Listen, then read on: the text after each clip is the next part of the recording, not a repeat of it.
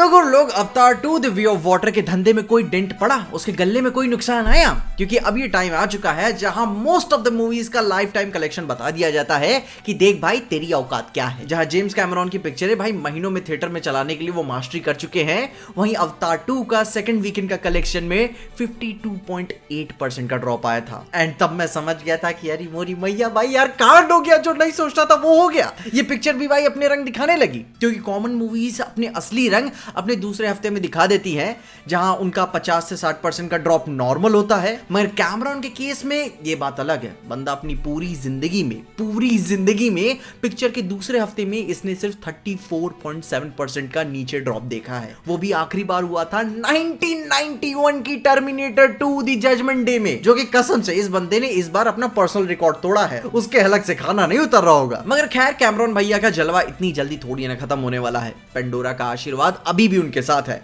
क्योंकि जब मैंने दोनों मूवीज के बॉक्स ऑफिस के इन्फ्लेशन को एडजस्ट देखा, मतलब कि अवतार 1 और अवतार 2 को, तो दोनों काफी सिमिलर ट्रैक पे चल रहे हैं। रिलीज की शुरुआत में इसने बहुत ही अच्छा पीक तो दिखाया हुआ था, मगर फिर ये वहीं गिर के आ गया जहां ये पिछली बार था अपनी पिछली मूवी के कंपैरिजन में, उसके इन्फ्लेशन को एडजस्ट करने के बाद भी। मगर अब ये सवाल है जो प्रोड्यूसर्स की चाहत थी कि भाई पिक्चर को एटलीस्ट 2 बिलियन तो कमाना ही चाहिए, जो कि पिछले 13 सालों से गैप, R&D और मेहनत उन्होंने इसमें दी है। मतलब कि इतना इंतजार किया है तो 2 बिलियन तो डिजर्व करता ही आदमी।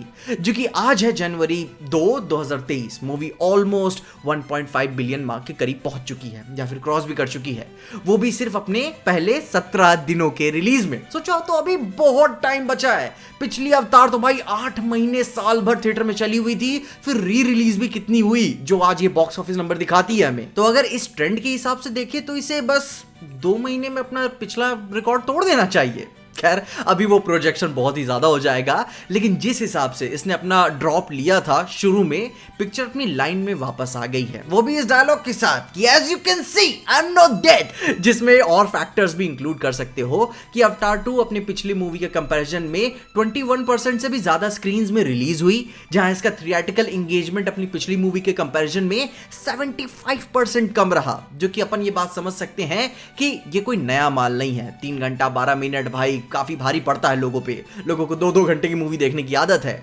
ऑलरेडी हम सब कैरेक्टर से थोड़ी फेमिलियरिटी बना चुके हैं, तो भाई वो फटीग भी आने लगता है कि हाँ जानते तो है ना। मगर जो उस हिसाब से बड़ी टेंशन हुई थी शुरू में कि कैमरॉन की भाई इज्जत पे बात आ गई है, 51% कैसे ड्रॉप देख लिया भाई तुमने। लेकिन जो इसका फर्स्ट वीकेंड का कलेक्शन था अपने पिछले के मुकाबले ऑलमोस्ट डबल ही था।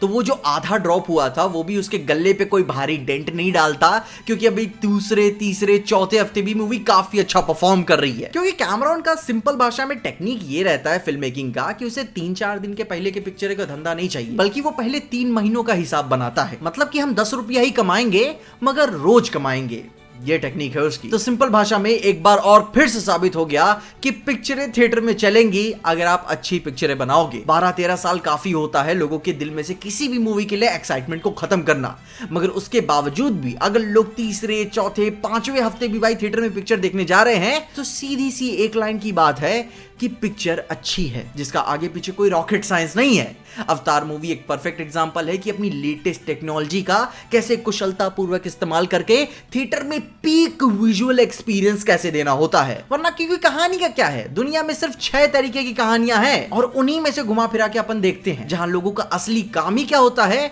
कि उन्हें दिखाने का तरीका क्या है। खैर तुम बताओ तुम्हें क्या लगता है, तुम्हारी क्या थ्योरीज है कि कैमरॉन की पिक्चरें इतनी लंबे समय तक थिएटर्स में क्यों चलती हैं? कमेंट्स में अपनी ओपिनियंस मुझे जरूर बताना।